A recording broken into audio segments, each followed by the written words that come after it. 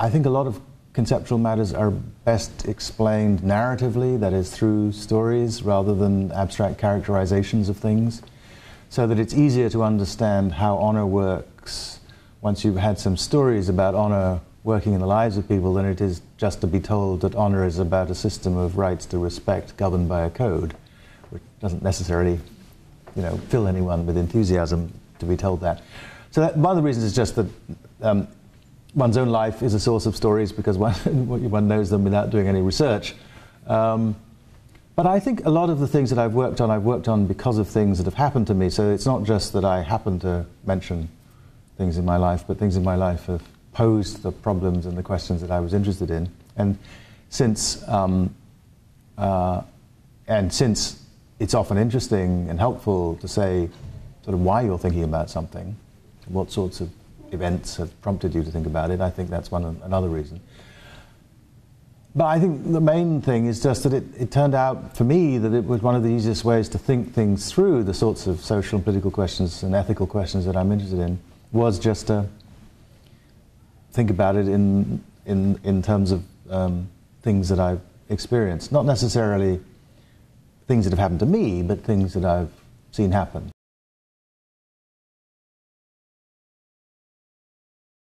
Many of the books I've written grow out of a sort of series of arguments or dissatisfaction with things that I said before. So the book that I mentioned on Africa, In My Father's House, Africa and the Philosophy of Culture, that book included, obviously, discussions of questions about identity, but I wasn't entirely satisfied with what I'd said there, and so I went on to write a book called The Ethics of Identity, which is kind of re-exploring those issues. The last chapter of the book on the ethics of identity had some remarks about cosmopolitanism. I wasn't entirely happy with what I said there, so I wrote a book about cosmopolitanism. And the honor work came out of some dissatisfaction with something in the cosmopolitanism book.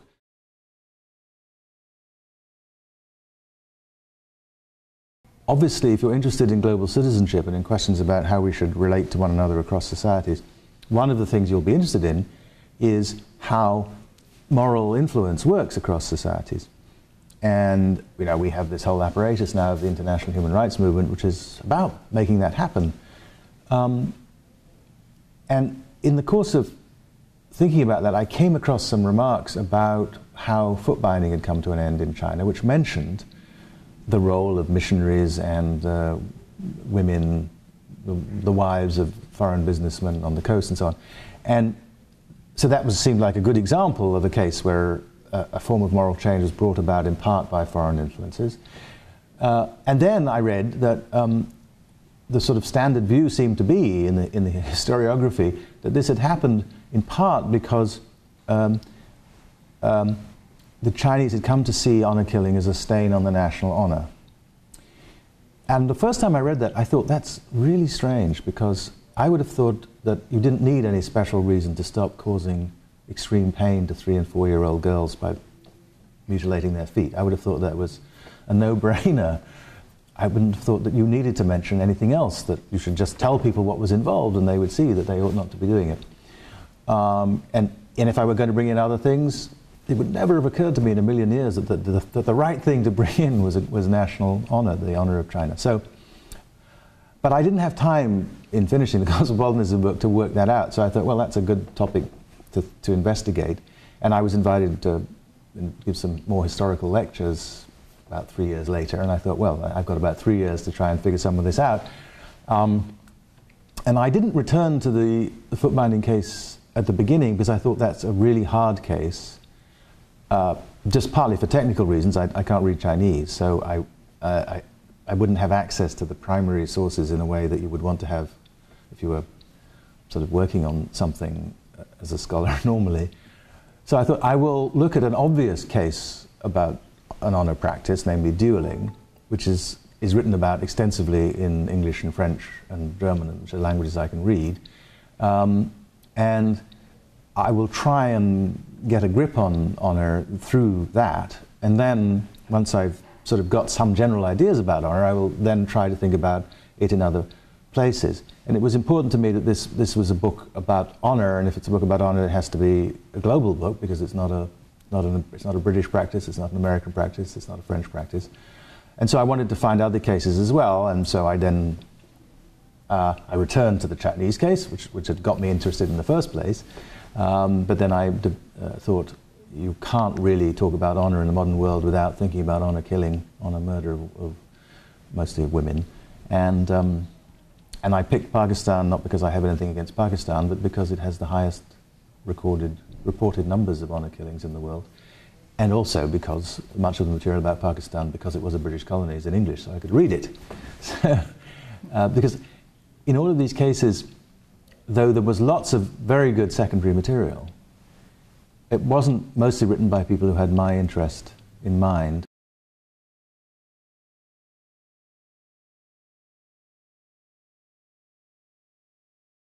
I think it's not hard to understand why honor went out of fashion as a topic. First of all, in English-speaking philosophy, detailed moral psychology went out of fashion just generally for half a century, as it were, starting in the beginning of the 20th century and going on through to sometime in the 60s, when I would say serious moral psychology begins again. But the main reason I think honor was abandoned is because it sounds so horribly elitist and old-fashioned. And while there are elitist philosophers, most philosophers in the English-speaking world have been of a liberal disposition, and they've inclined to think that democracy is the right thing, and honor sounds like it belongs to aristocracies. So, and there is a kind of honor that belongs to aristocracies, and I'm against that, as all these people were.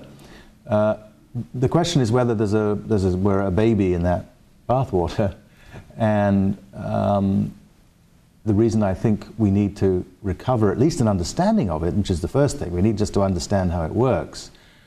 We can't even decide whether we should be against it if we don't understand what it is. So the first thing we need to do is to try and understand how it works.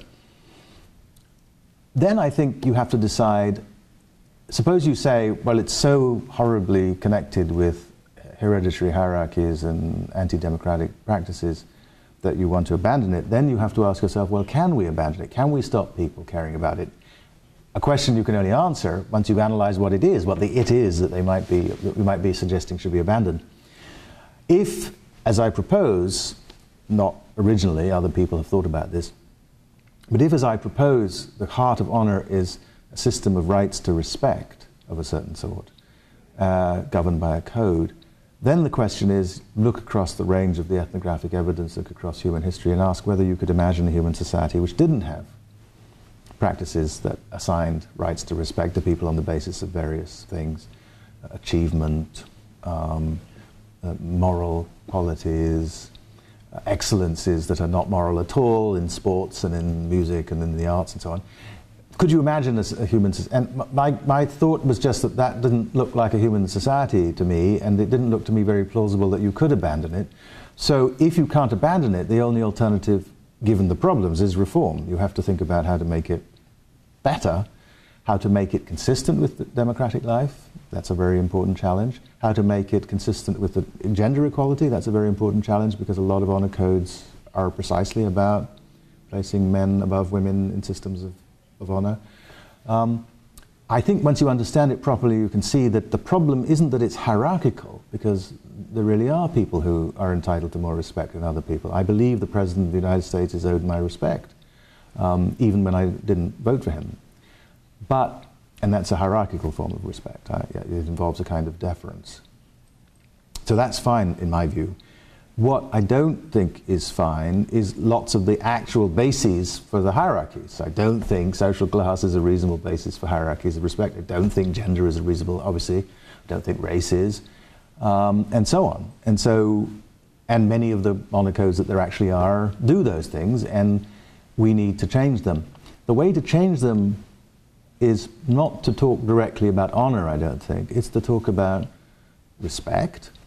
In other words, not about rights to respect, but about respect itself, and also to talk about the things we care about, the things we value, including equality. And one of the great achievements of the post-Second World War period, I think, which is embodied in the way in which the Universal Declaration of Human Rights has come to be the heart of an international human rights agenda that is shared across many, many societies. One of the great achievements is that, and that's grounded in the notion of dignity, and dignity is a sort of species of honor, because dignity is also about rights to respect, but it's a species of honor that has the powerful characteristic that A, it's non-competitive, that is everybody can have it, B, and it's also non-hierarchical, and B, it doesn't depend upon a code. Your right to respect as a human being doesn't depend on any social codes. It's just a matter of moral fact that everybody is entitled to certain forms of respect, every human being. I think that here now there's a basis for the different points of view. I think what I just said ought to be common ground for everybody. I think that those rights to respect are grounded in what philosophers sometimes call our moral capacities. I think it's the fact that human beings have lives that they're making, that it matters that they control their own lives, that suffering is bad, that friendship is good, that love and the raising of children are important human goods. Those are the things that ground dignity, and that means we have to make sure that those goods are available to everybody and on the same terms. But you can have different views about what the basis is, but I think it's pretty uncontroversial now in the world that even if people don't use exactly this language, that you mustn't do the things that deny people dignity. You mustn't torture people. You must allow people to take part in the management of their own societies. All of these things are grounded in the notion of the rights that people are entitled to in virtue of their humanity, and those are not contingent upon any codes, any social codes.